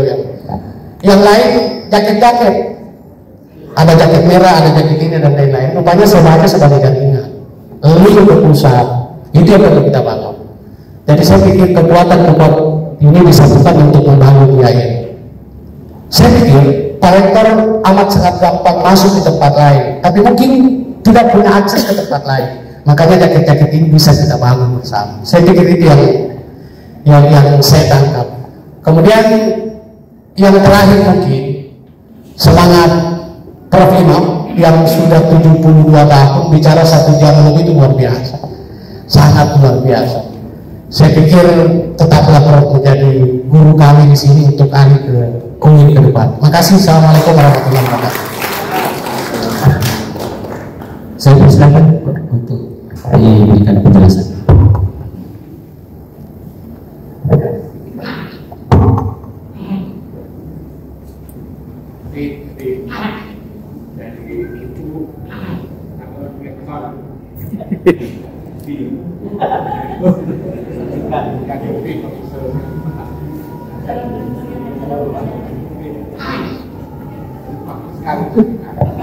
Ini sudah akhlak mulia yang tidak lalu tinggal, tapi lembaga. Yang dipentingkan adalah lembaga. Saya dulu juga begitu, tapi memang yang berat, sebetulnya berat. Tapi saya yakin Bapak bisa. Jaringannya itu kan luar biasa itu nanti. Saya nanti akan bantu dari Malang siapa-siapa yang saya kenal. Tadi kan beliau waktu naik di ranah ruang kantornya sana, ada yang bertanya, Pak Rektor, Pak Prof Imam dulu ketika jadi rektor kok setiap dosen itu dinaikkan haji, caranya gimana? Waktu itu memang saya punya keinginan kalau sudah dokter itu jangan sampai belum haji. Karena itu saya membuat tradisi, siapa yang lulus haji, siapa yang lulus dokter harus segera naik haji. Dan yang naik haji kan, yang naikkan haji itu saya, gitu kan. Sehingga pernah itu ada lulus 1 tahun dokter itu 16, ya saya kirim 16 untuk haji.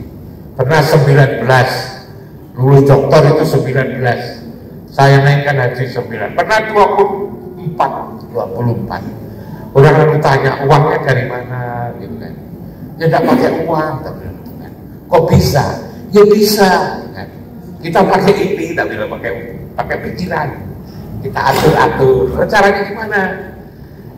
Caranya kita ini kerjasama dengan Jamiatul Imam di Riyadh sana. Kita kerjasama dengan Jamiah Malik Saud di Riyadh. Kerjasama dengan perguruan tinggi yang ada di Mekah sana itu terjalin kerjasama. Kalau orang Arab itu kalau kerjasama kan sungguh-sungguh harus ada bukti, jangan hanya tanda tangan untuk akreditasi itu. Nah sungguh-sungguh. Lalu sungguh-sungguh ini gimana? Nah nanti misalnya ngadakan Tauroh, pembelajaran bahasa, kan senang sekali. Ngadakan lalu kemudian pelatihan kepemimpinan perguruan tinggi Islam kira-kira 10 hari. Nah ketika itu lalu kita ngomong, dosen-dosen kita ini kalau suruh bayar tiket belum punya uang, tolong sampai belikan tiket sekaligus ya kan. Oh ya kan. Nah waktunya dibarengkan sama waktu wukuf. Jadi 10 hari Tauroh diambil 5 hari wukuf gitu kan. Namanya kan sudah haji kan begitu. Namanya kan sudah haji. Tidak usah bayar kan begitu. Itu kan cara-cara yang bagaimana kan. Kalau cara-cara kalau kita itu usaha kan kita harus pakai logika yang orang awam itu. Kita ini kan perguruan tinggi. Kekayaan kita itu kan bukan di saku, kekayaan kita itu kan di otak kita ini. Lalu beliau, Prof. Imam kok sering kali ke Jakarta? Iya, gitu. Kalau usul-usul kok disetujui? Iya, gitu. Nah, gimana caranya? Saya ini kalau ke Jakarta, ya, menterinya siapa saja, mulai Pak Marwini Tahir, lalu Pak Kolka, Pak Malik, Pak Said Akil Munawar, lalu Pak Mabdu Basuni, Pak sampai itu Surya Dapaan, lalu kemudian Pak Saifuddin. Saya nggak mau makan itu lalu di kantin. Masa rektor makannya di kantin? Nggak mau saya. Saya kalau makan, saya kalau datang mesti ke lantai 2 itu ngomong sama sekretaris, menteri, tolong piringnya ditambah 1 ya. Kalau awal-awal masih pesen, kalau yang sudah selalu berkali-kali itu sudah dari itu Prof. Imam ada mesti minta makan bersama Pak Menteri. Lah Pak Menteri daripada makannya sendiri, kan harus ada yang nemani.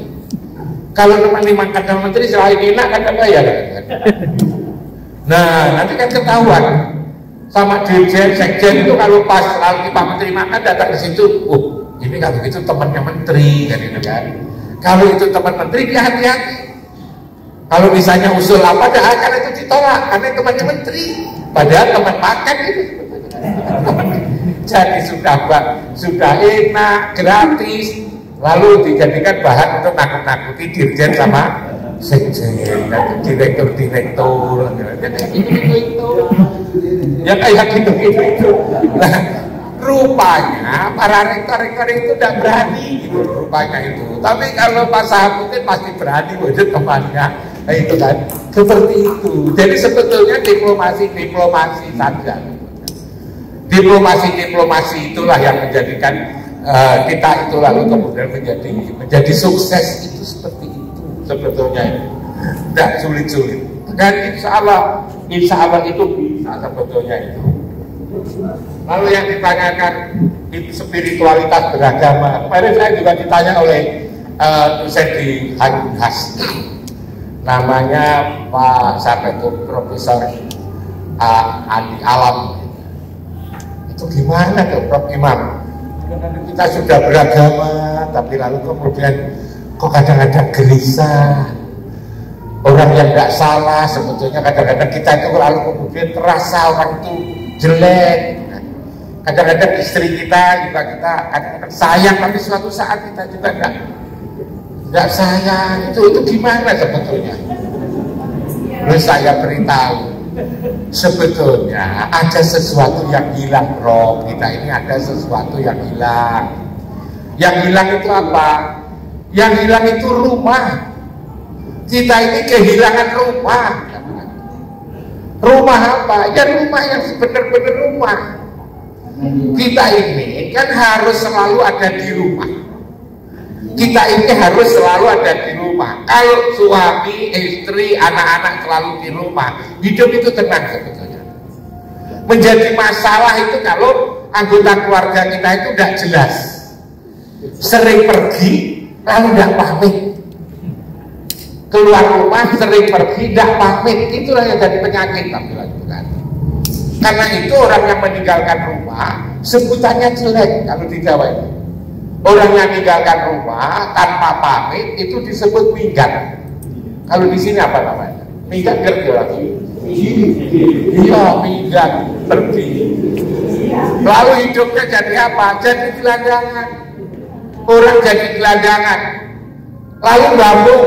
Kalau bahasa Jawanya itu bambung. Orang yang tidak terikat dengan rumah itu bambung. Atau kalau bahasa Indonesia itu orang yang tidak terikat dengan rumah itu namanya liar. Dan apa saja yang disebut liar itu selalu jelek dan membahayakan. Ada kucing liar, ada anjing liar, ada babi liar, kuda liar, rumput liar saja dipandang tidak bagus, apalagi manusia liar.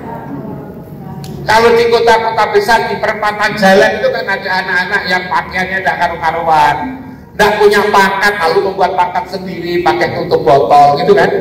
Itu kan orang liar itu kan. Itu dididik juga tidak bisa itu sebetulnya. Karena itu jangan menjadi orang liar. Nah manusia itu punya dua rumah. Satu rumah jasmani, satu rumah ruhani. Rumah jasmani itu yang kita buat sendiri-sendiri itu sesuai dengan keinginan kita, kemampuan kita, itu rumah jasmani.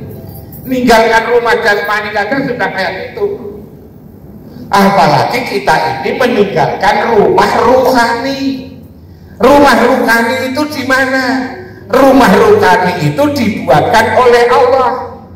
Di surat Ali Imran 96-97 itu, inna awala baiti wudi'a linnasi lalladzi bibakata mubarakan wa hudan lil alamin fihi ayatun bayyinatun maqamul Ibrahim wa man dakhalahu kana aminah. Ini rumah ruhani. Rumah jasmani harus ditempati, rumah ruhani juga harus ditempati. Rumah ruhani menempatinya kapan? Ketika kita sholat 5 waktu itu loh. Ketika kita sholat 5 waktu itu, kita menghadap ke rumah ruhani. Tapi apakah itu mudah? Sulit. Begitu Allahu Akbar, ingat ruhani kita kemana? Ke kampus, ke laut, ke kebun, ke macam-macam. Sampai yang namanya tabungan itu sisanya berapa itu dihitung waktu itu. Waktu sholat. Berarti dia itu tidak di rumah, dia itu di bank, hitung tabungan. Di situ sebetulnya kita ini lupa rumah ruhani ini.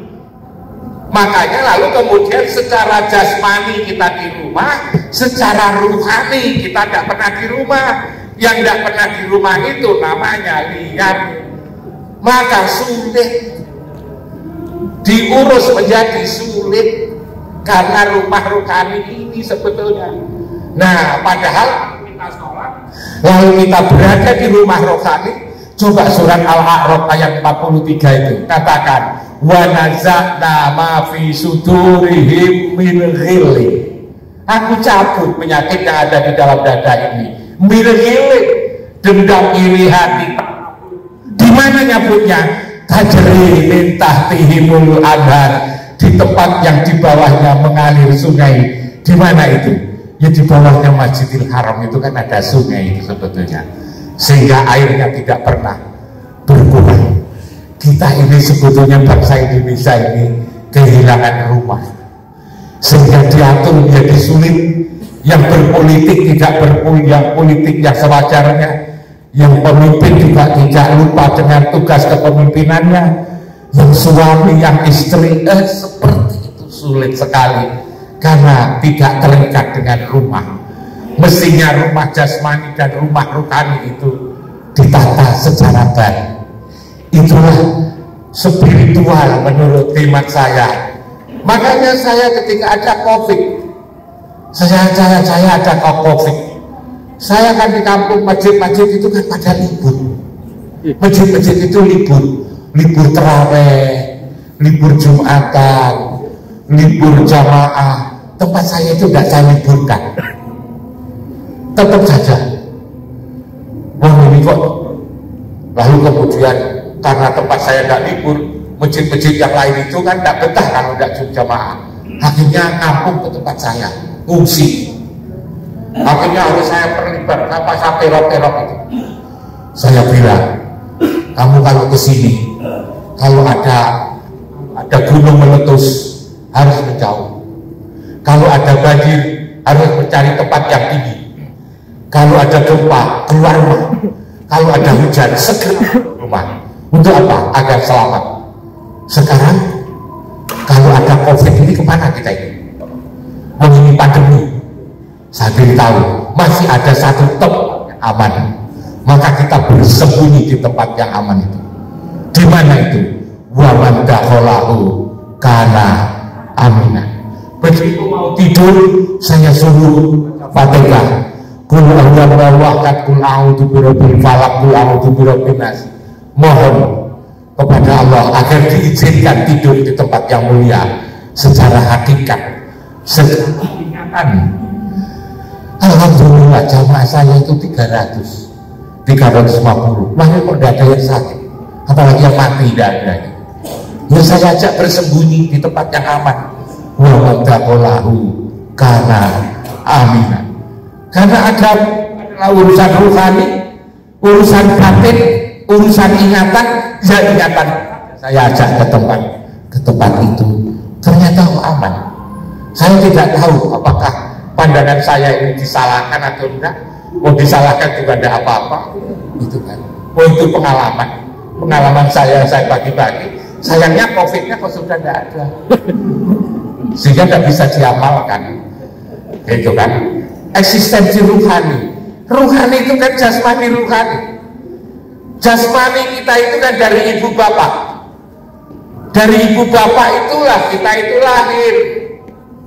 Pertemuan antara sperma dan ovum itulah lalu kemudian jadi bayi membesar-besar. Tapi bayi ketika 4 bulan 10 hari ditiupkannya ruh. Summa sawahu wa nafakha fihi ruh. Akhirnya lalu menjadi ini. Nah, tubuh yang dari bapak itulah disebut dengan insan. Tubuh kita ini yang duduk di tubuh ini, yang kelihatan ini kan insan. Namanya Anas, yang namanya Al-Bashar, yang namanya Bani Adam. Dikiranya kalau insan itu baik, padahal di Quran itu kalau disebut dengan insan, gandengannya itu selalu tidak bagus. Innal insana li rabbihi lakanut, innal insana la yadgha, melampaui batas. Innal insana khuliqa halua, innal insana lafi khusri rugi, innal insana ladulmun mubin dolim, yang nyata doluman jahula kafuro jidala suka debat. Wong akan membesarkan ya ingin punika lalu debat barang, tapi karena lalu sukanya itu debat maka lalu ada perdebatan, gitu kan, menghilang buang-buang waktu. Kafuro jidala maturo do'ifah, selalu jelek kecuali satu. Laqad khalaqnal insana fi ahsani taqwim, tapi summa radadna bi asfala safil. Jadi jelek sebetulnya manusia itu. Hanya seringkali kita ini keliru, dikiranya insan itu bagus, sehingga lalu kemudian ada seminar insan amanah. Ada saya dibilang insan amanah. Insan kok amanah? Wong insan itu hawa nafsu dunia setan. Apa aja setan yang amanah? Kan ada. Lalu kemudian ada insan cendekia, berarti setan yang pintar. Saya tegur itu, kenapa ke situ? Saya dimarahi. Dan saya itu kan cerita Quran saja. Oh saya itu juga tidak ngerti. Saya itu hanya baca Quran. Kadang-kadang berdoa, ya Allah ya Rob, mudah-mudahan anak saya, santri-santri saya telah menjadi insan kamil. Loh, wong insan itu jelek, kamil itu sempurna. Menjadi jelek yang untung tidak dikabulkan oleh Allah. Itu. Jadi kadang-kadang kita ini kurang mendalami gitu. Karena itulah ayo jadi NU yang mendalami Quran dan hadis. Lalu kemudian kitab-kitab yang Muhammadiyah kembali ke Quran itu ya kembali tenanan. Kan gitu kan? Semua kembali. Nanti akan jadi bagus. Lalu kita pahami dari sisi ruhani kita ini. Nanti kalau yang luaran-luaran yang jasmani itu, yang material itu lalu tengkar kita ini. Tapi kalau sudah kembali kepada hati, nanti tidak. Kalau sudah kembali kepada hati, saya juga ditanya oleh Pak Menteri Agama waktu itu, Pak Saifuddin, itu Menteri Agama sebelum yang sekarang ini, gimana Prof Imam Sabin itu kok dulu bisa membuat rukun? Ya bagaimana toh Pak tidak rukun? Bagaimana toh Pak bisa rukun? Oh mereka itu tidak pernah berada di tempat kesatuan. Tempat persatuan banyak, tapi tempat kesatuan hanya ada satu Pak. Mereka agar rukun harus dibawa ke tempat kesatuan, tempat yang satu. Loh apa ya bisa tapi kan. Loh tapi kan se-Indonesia gimana ngajak ke tempat kesatuan? Enggak Pak, enggak usah pakai anggaran. Kalau mengumpulkan tubuhnya memang sulit, harus ada panitia, siapapun tidak sanggup untuk mengumpulkan se-Indonesia pada satu tempat. Tapi kalau mengumpulkan ruhaninya, ingatannya, sholat dulu itu ada di tempat itu, kita menghadap ke tempat itu, semua kita ajak menghadap ke tempat itu, lama-lama rukun sudah rukun dengan sendirinya. Keluarga itu kalau bapaknya, ibunya, anaknya selalu sholat dan berada di tempat kesempatan itu, insya Allah mereka itu damai, akan tidak menjadi orang liar. Tengkar itu kan karena tidak pernah, karena tidak pernah berada di rumah ini, tak bilang rumah jasmani ya, tapi rumah ruhani tidak. Tak bilang begitu. Lalu gimana Prof Imam caranya? Saya tidak tahu gimana Pak. Oh itu sekian banyak, ya diomongkan sedikit-sedikit, nanti lama-lama kan paham, iya ya itu Al-Quran, tak bilang begitu. Iya ya. Saya waktu itu Pak Rektor, pekerjaan saya ketika saya jadi rektor itu yang paling utama adalah salat jamaah. Saya ajak salat jamaah, seluruh dosen, seluruh karyawan itu saya ajak salat jamaah. Begitu turun berhenti sholat jamaah. Tapi yang paling sulit itu bukan ngajak mahasiswa, ngajak dosen. Itu sulit banget, ngajak dosen. Nggak tahu kalau di sini karena sudah terbiasa, maka saya itu ngajak dosen. Mau sholat saja kok diajak. Sholat kalau di sana nanti kan riak, gitu kan. Sholat saja kok pakai edaran. Sholat saja kok aduh, sudah pokoknya. Tapi 5 tahun itu alhamdulillah itu berhasil itu. Sholat berjamaah di kampus itu sampai dosen-dosen, subuh juga begitu, asar, maghrib, isya saya ajak tuh sholat berjamaah di masjid itu. Jadi hanya sholat jamaah gitu. Lalu kemudian saya ajak tuh, hanya memang saya tidak tahu lah gimana caranya. Tapi kalau sudah di sini ini kan sudah banyak pesan. Tempat saya itu sulit sekali dulu itu yang nanti akan kembali kepada Allah itu. Lalu pohon ilmu Pak, ini punya pohon ilmu yang membuat pertama kali itu kan saya sebetulnya. Lalu ditiru oleh Pak Amin Abdullah, ditiru oleh Prof Nana, ditiru oleh Pak Hasan Arsad. Dikira itu filsafat. Bukan, itu sebetulnya bukan filsafat. Hanya untuk menerangkan di mana posisi agama, di mana posisi ilmu, di mana posisi profesional, di mana posisi ilmu alat. Ilmu alatnya itu adalah akar, itulah ilmu alat yang mendasari bahasa, filsafat, ilmu alat sosial itu harus ngerti. Lalu agama, batang itu agama.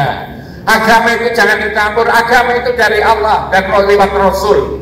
Itu agama. Dahan-dahan itulah lalu menjadi ilmu pengetahuan yang itu dibuat oleh manusia.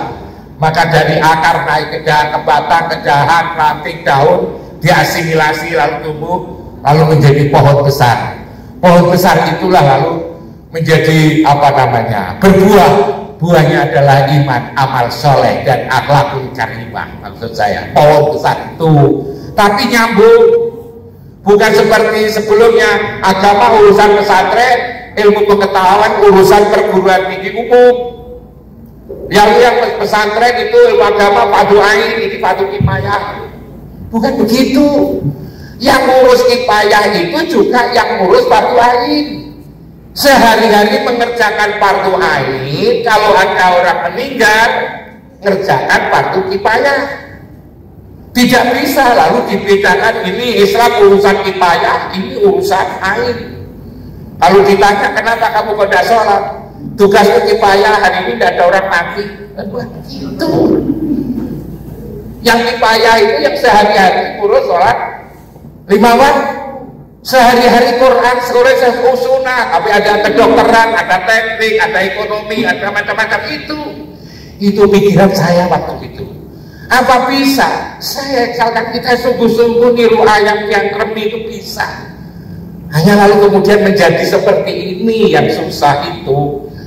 Tapi kalau kita tadi yang dikatakan ibu kembalinya itu nanti jalannya mana, tempat kembali mana, oleh-oleh itu. Ibu jadi dosen, ibu ikhlas untuk dia jadi rektor, menunjuk beliau itu oleh-oleh, ikhlas masuk surga. Seperti itu loh sebetulnya itu. Ikhlas itu, hati yang ikhlas itu. Mungkin ketika ibu jadi rektor lalu kemudian tidak bersemangat, bisa jadi lalu kemudian pertanyaannya panjang. Kalau ibu sudah jadi rektor, tidak akan ditanya tentang bagaimana ketika kamu jadi rektor dulu. Jadi rektor iya banyak. Seperti itu sebetulnya itu. Itu seperti itu. Jadi ikhlas itu oleh-oleh. Jadi kita di sini ini harus serius karena ini adalah mengumpulkan oleh-oleh. Ini mengumpulkan oleh-oleh kok lalu kemudian sembarangan. Nggak bisa kalau menurut saya. Karena itu saya ya total. Saya kerja itu total di UIN Malang. Yang paling kecil akhirnya jejer dengan Jakarta, dengan apa itu namanya, dengan Jogja. Bahkan lalu saya punya mahasiswa dari 32 negara. Saya punya mahasiswa dari Rusia itu ada 29 yang sudah lulus. Saya 2 tahun sebelum COVID itu saya ke Rusia, saya ditemui mufti di Rusia, di Moskow itu ada masjid yang bisa nampung 10.000 jamaah. Masjidnya digandengkan dengan lapangan olahraga. Di Kazan itu sudah 55% itu muslim di situ. Saya ditemui, tahu bahwa saya rektor UIN Malang, datang ke Rusia, saya ditemui oleh beliau. Dia memberikan apresiasi, bertanya kepada saya, anak-anak Rusia yang disekolahkan ke UIN Malang itu kok jadi baik? Itu cara didiknya seperti apa? Saya tertarik. Karena itu kalau ini nanti besar, maka penduduk bumi ini akan datang ke bumi ini sebetulnya nanti akan datang ke bumi untuk belajar bagaimana mendidik orang-orang di seluruh belahan dunia ini. Ini menurut saya yang perlu kita kembangkan. Tapi kan itu harus sungguh-sungguh. Tadi Bapak bilang juga Pak Asisten Jero, pohon ilmu seperti apa itu. Kita kadang-kadang Pak, karena kurang peduli kepada Quran. Kemarin itu ada orang yang ekonomi Islam, dia itu sarjana, doktor ekonomi Islam. Lalu saya tanya, apa ada Al-Quran yang membahas ekonomi satu surat yang khusus bicara tentang ekonomi? Dia bilang mikir panjang. Apa ya Pak? Fatihah. Ekonomi kok Fatihah? Tapi kan ada itu itu namanya baru itu. Jangan itu satu surat banyak. Akhirnya tidak ketemu. Sudah tak kono sama guru sana. Tak kasih waktu 1 minggu. Katanya gurunya juga tidak bisa baca, tidak bisa apa namanya, tidak bisa jawab, tidak ada kalau surat. Kalau ayat ada, enggak, aku minta surat kok, tak bilang. Katanya tidak ada. Coba itu bacain surat Al-Lail. Itu kan semua dari awal sampai akhir kan ngomong tentang ekonomi Islam. Walaili idza yaksa wan nahari idza tajalla wa ma khalaqad dzakara wal unsa inna sa'yakum lasatta. Coba.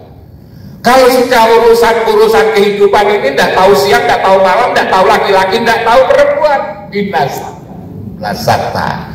Wa amaman aqta wa taqa wa sadaqa bil husna fasanuyasiruhu lil yusra wa amaman baqila wastakna wa kadzdzaba bil husna fasanuyasiruhu lil usra. Terus sahabat, ini kita bicara tentang ekonomi.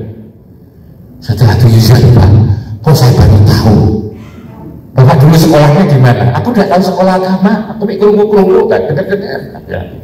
Sekolah saya SD, SMP, SMA, lalu kemudian bahasa Inggris, lalu S2, ilmu sosial politik. Saya ini politik, kok ngajari agama S3, ekonomi Islam, tak bilang gitu kan? Ya Pak, kami kalau gitu ada sesuatu yang terlewat, jangan-jangan yang kelewatan itu banyak. Kan?